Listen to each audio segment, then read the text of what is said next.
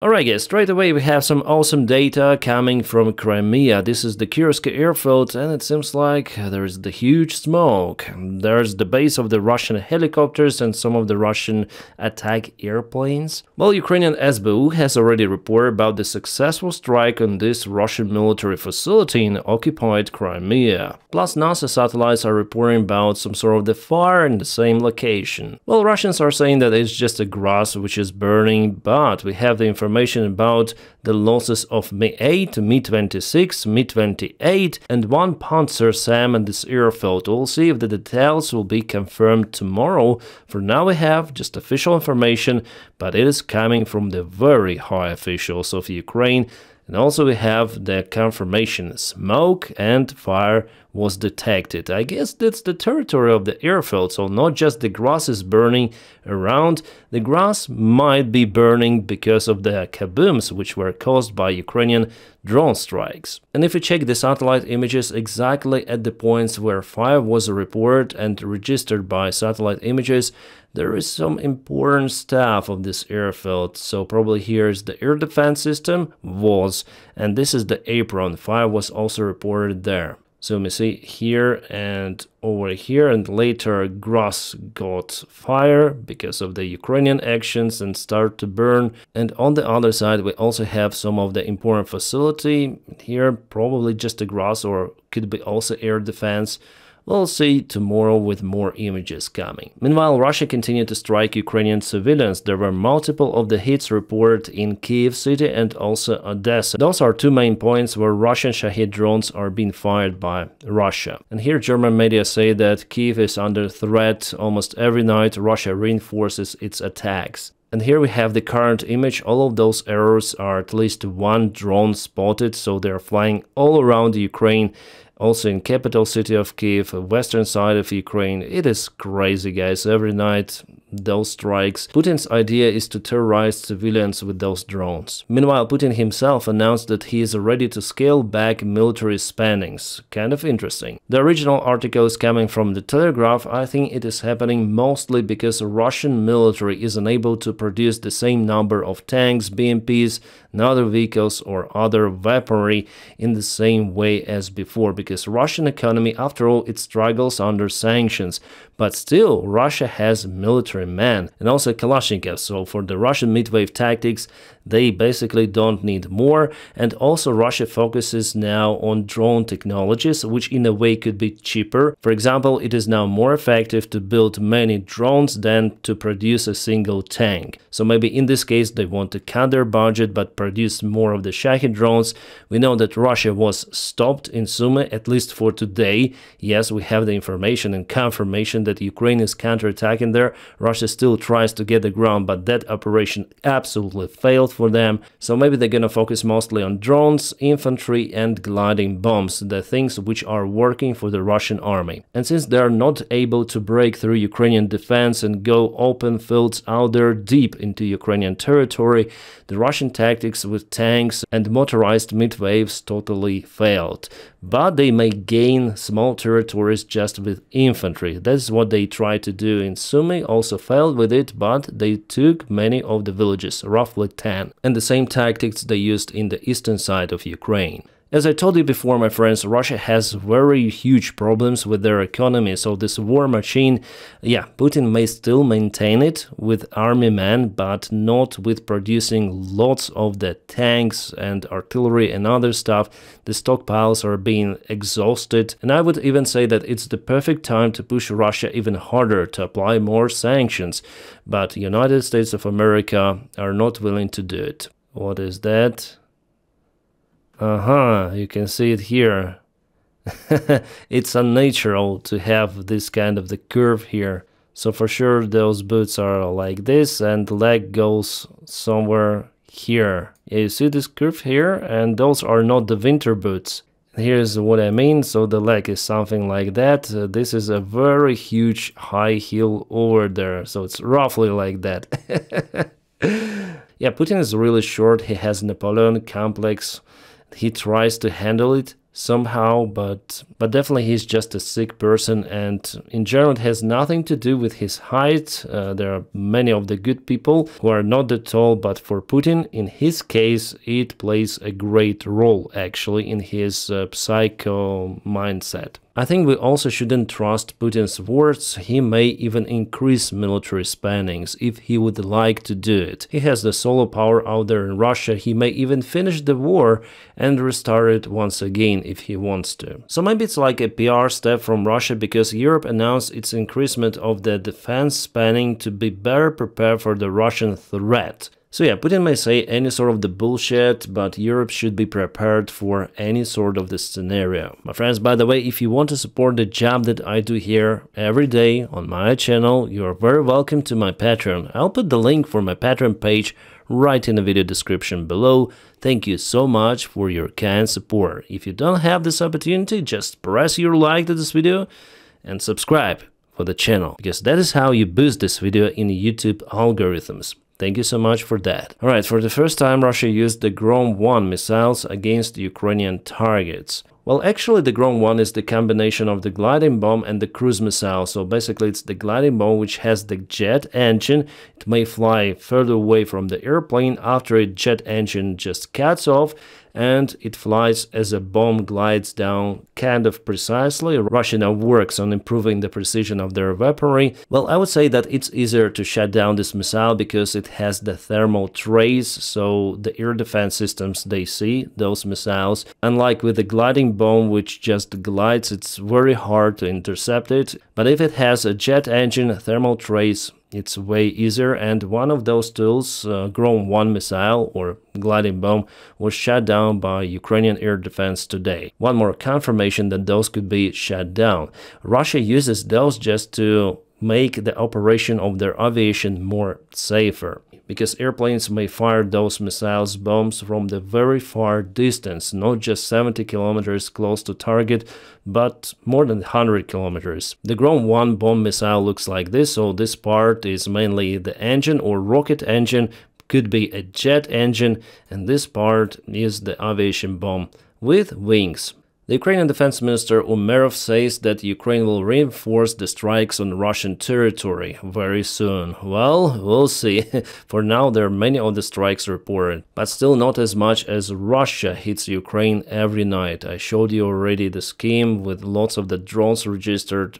It is crazy, guys. Ukraine unfortunately doesn't have that huge drone production compared to Russia, but I think in cooperation with our allies, especially European allies, it is possible to produce Shahid-like drones to arm Ukraine more. We'll see. Here we also have the report about the SBU services. Again, this is intelligence, and Ukraine has like those Lancet-style drones. The idea to use those exactly the same to finish off the Russian vehicles not that far away from the front lines, within 40-kilometer range usually. Yeah, here we have just a big compilation of the targets which were hit by Ukraine, also air targets. Ukrainian SBU special services work really well. What should I say here? Well, guys, it's just a random Ninja Turtles cosplay which happened in tourist direction. Russians are very talented in this. Ukraine went there and they helped Russians with those masking suits, you know, for them to look like Ninja Turtles. Later on, Ukrainians invited Russian cosplayers to check out Ukrainian prisons, and Russians like those prisons so much that they've decided to stay in Ukraine. Well, in the future, probably Ukraine will have to give to Russia Ninja Turtles, but as an exchange, Ukraine will receive its own citizens. Kind of the good exchange after all. I guess it's just a cosplay. What do you think it really is? Or Ukraine is using aviation a lot these days. This is somewhere in Kherson region, I guess, very close to Dnipro River. There was the Russian base, which was totally kaputted. Awesome job. He respects our country again. He didn't respect it a year ago, I can tell you right now. But Putin respects our country, and President Xi of China respects our country. And Putin doesn't give a shit about Donald Trump and wonderful United States of America. He is only looking for solutions to weaken Ukraine. He uses Donald Trump in his own favor to cancel the military support of Ukraine. That's what he is doing. That's why Putin is really interested in negotiations with the United States, because that is how United States are kept away from Ukrainian war if we speak about supplies, military supplies. I don't know what it's gonna be after those Biden packages are exhausted. Yeah, Trump was, is, and will be a total clown and idiot. Yeah, by the way, according to YouTube rules, if it is a political figure, you can say absolutely everything you want. Your slur, your any kind of the idioms, comparisons against political parties, against political leaders, you can do it according to the platform. So that's why I continue to tell that Donald Trump is an idiot, incompetent, stupid fucker, and yeah, like that. You understand what I mean, and I guess most of the Americans, they agree with me. What is this? Protests in Belgrade are happening. Students went on the streets together with police, by the way. Even some of the clashes are being reported. Well, the protests in Belgrade are happening regularly. There was also the LGBT parade in Hungary. Orban tried to ban the parade, but it happened. Many people were presented, you may see. The street was definitely flooded with people, and they expressed themselves. It is good. We should have freedom for everyone, despite what religion you believe, despite who you love. So freedom should be for everyone. It's my point of view, and yeah, before I was more like skeptical, more conservative, let's say, but now I changed my opinion because I spoke with many of the people, and I have like good friends and mates elsewhere from any sort of the community. Also in LGBT community, I have some of the mates. It doesn't mean that I support those ideas, but I have nothing against it, so people free to love who they want to love. That's, I think, is a granted right for everyone. Viktor Orbán's desperate attempt to ban the Pride March. Greta is everywhere. She's using everything for her own PR, I guess, but the more voices we have against Orban, the better it is for Ukraine, in any sort of the case. I think that with the attempt to ban the LGBT parade, Orban did it even more massive, so it's not LGBT, I guess, anymore. It looks like it turned to anti-Orban.